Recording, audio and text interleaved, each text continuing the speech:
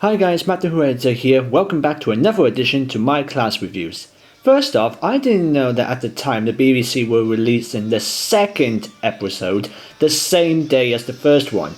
If they wanted to publish both episodes, why couldn't they just, put them together as 1 hour episode? I mean, a couple of drama series did that. Star Wars Rebels did it. Wizards vs. Aliens did it. And even to its credit, Atlantis did it. But apparently I realized that the second episode was already out, people were sharing their tweets and what they thought, so I had no choice but to watch it quickly on iPlayer. Okay, episode 2, The Coach with the Dragon Tattoo. Just saying it out loud just sounds kind of silly. Actually, I'd like to point out, strangely enough, I have a habit of creating my own sci-fi stories. And whilst I was in high school, I came up with a concept idea of a tattoo which controls its victims. Guess what that tattoo is? You guessed it, a dragon. Don't believe me? Here's a scanned-in drawing I did a few years ago, before class was announced. I'm not saying the BBC stole my idea, it's probably just a coincidence. And just watching this idea on television, it kind of does show how ridiculous it sounds. But to its credit, this episode was not bad.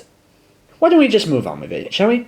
Okay, so the episode opens with... Oh, that reminds me. You remember me saying in my last video that I thought Ram's leg looked fake?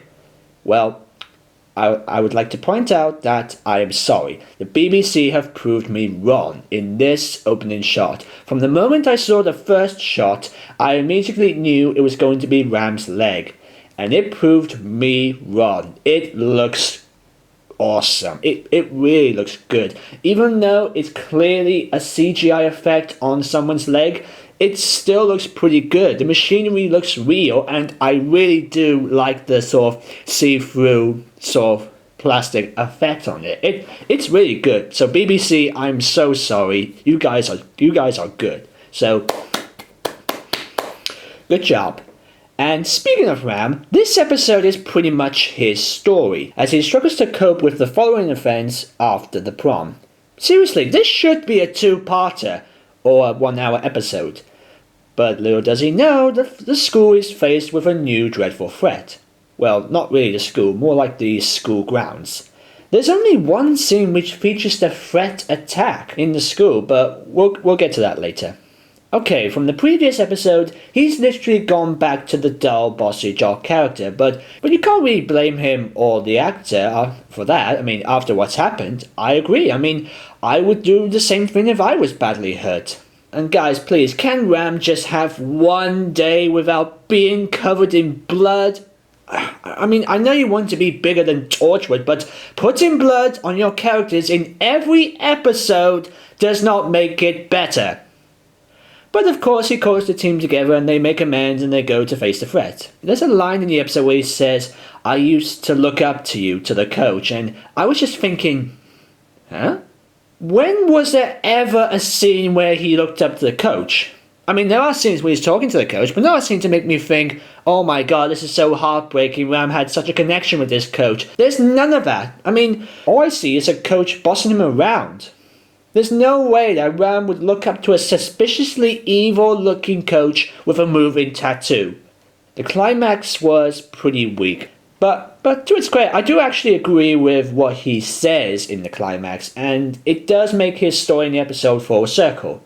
Well, kind of, we'll get back to that later. Once again, we get a scene with Ram and Tanya, and it is still good. Seriously, they make such a good friendship duo. Tanya gives this little sentence trying to calm Ram down. She even mentions make actual friends. I would definitely relate to her if I was in a new school. Seriously, if I was troubled, I would want someone like her to speak up for me. Seriously, there's every scene with Tanya and Ram in these 2 episodes is good, which is more I can say for the rest of the series. And now we've got some scenes with Ram and his dad, and much like Tanya's scenes, his scenes with his dad were okay. They were good too. Ram shows his dad the robot leg and tells him everything. And just watching it again, I actually believe that these two were actually father and son. And to be honest, I'm I'm actually glad that we get an episode where the main character reveals about the sci-fi facts in an early episode. I mean, you don't normally get it. Normally it's in the middle or the ending of the series. And for Klaus's case, I'm glad they went down that route. I'm okay with it. That's good. Yeah, it's good.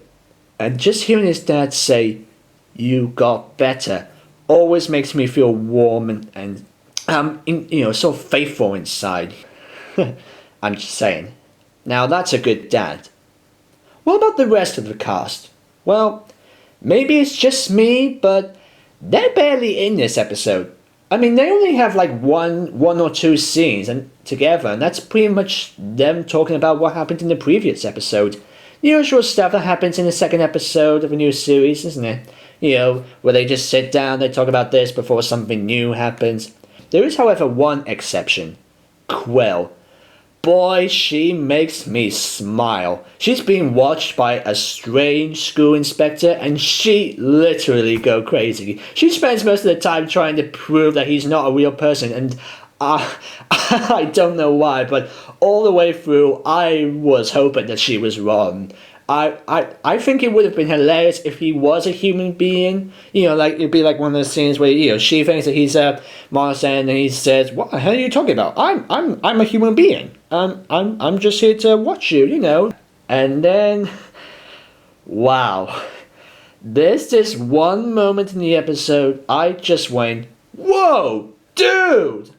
The inspector and Quill are in the corridor.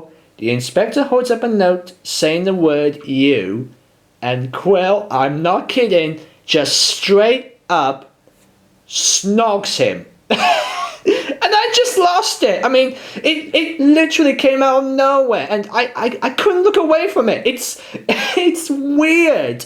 It's just so weird that the best characters in the episode are the one who talks a lot and the one who doesn't say a word. And if that's not weird enough, when the dragon attacks, Quill just nudges the inspector to the dragon. Once again, just little things are actually quite funny. And it turns out he is a robot. I did not know what to think about that. But Quill's reaction to that was just hilarious. Just her saying, I think it was, "Oh God, oh, are you kidding me?" and all that. It's just so amusing. And just throughout the rest of the episode, she's basically trying to get into a conversation about snogging a robot. That's just great. I love Quill in this episode. Catherine Kelly, you are amazing. You are absolutely amazing. Seriously. I'm looking forward to seeing more episodes of you. Now, what about the villain? In my opinion, the coach is a pretty weak villain. It's almost like the makers of this episode are saying in the previous episode, "You see this guy? You see this guy here? Yeah, he's going to be a villain in the next episode." That's just lazy. Couldn't they just wait until, I don't know, a later episode or something? Just a thought. Also, there's a lot of scenes with him trying to, not be evil. I see there's something going wrong, but it's not me. No, it's not me. No, I'm not the villain. But he's literally giving himself away in every scene he's in. There's a moment in the climax where he said, "I was nothing. I was weak." And I was like, oh, please don't say that. I hate it when villains say that. So he apparently controls the dragon by keeping its mate, the tattoo, captive as long as it does its bidding. Okay, first off, the CGI dragon looks completely fake. I did not believe for 1 second that the dragon was real. I mean, it's a good design. It did not look real. Oh, and by the way, that drawing Charlie did, maybe it's just me, but first time I saw it, I thought it looked nothing like that dragon. But one thing I do like about the dragon, it's the special effects on the tattoo. Literally, I believe that the tattoo looked more real than the actual monster. How did the dragon get into the coach's body? I have no idea, but I do love the animation of the dragon going around his body. I really do love the way it moves. It's really good. CGI bad? 2D effects? Good. You remember the first episode has the Shadow Man kill people with swords? Holy hell, this episode knows how to show gore. Everything in this episode is gruesome. Torture goes high. This includes blood flying everywhere, bones crushing, skeletons covered in blood. Oh god. Ugh. Oh, and speaking of murders, there are a lot of new characters who are only in the episode to be murdered. And not one of them gets time for us to feel pity for them. Second coach in command, dead. Dinner lady, dead. And oh my goodness, the next one is really unfair. It's just so unfair. The headmaster, who has appeared in series 9 of Doctor Who, now appears in the series, and he is immediately killed. I mean, I'm okay with them, just a reminder that this character was in the Doctor Who universe. Once again, they're reminding us it's the same universe as Doctor Who. But it would have been much sadder if he was given more time in the series, just to make his death had more impact. And just watching his death, which is by far the most brutal scene ever, it makes it even more unfair for him. There's even a moment where he goes all Snape in The Prisoner of Azkaban, trying to save the kids from the creature. But it doesn't work if he was given more time in the series. It's almost like the actor or the makers did not know what his character should be like in the episode. One minute he's the typical head teacher, the next minute he's kind of pervy towards Quill, and next he's a hero before he dies. Seriously, make up your mind. Once again, there's a scene which completely rips off Sherlock. Seriously, the effects team in this series are completely ripping off Sherlock, with the whole body examination and clove pieces and all that. There's an obvious soundtrack moment where the music or pop song just comes in and it does not work. It literally does not work. It's when the kids are about to move in after a small talk, which did not look like it was finished, and the music just comes in. A sort of upbeat,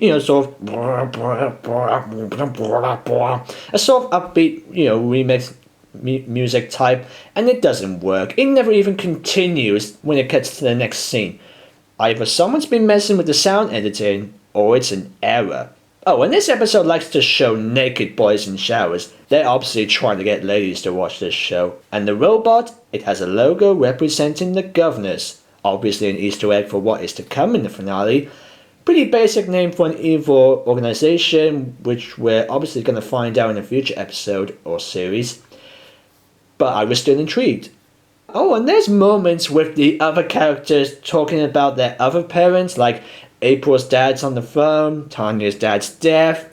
There's a lot of problems with dads in this series. I wonder if that's going to affect anything in this series.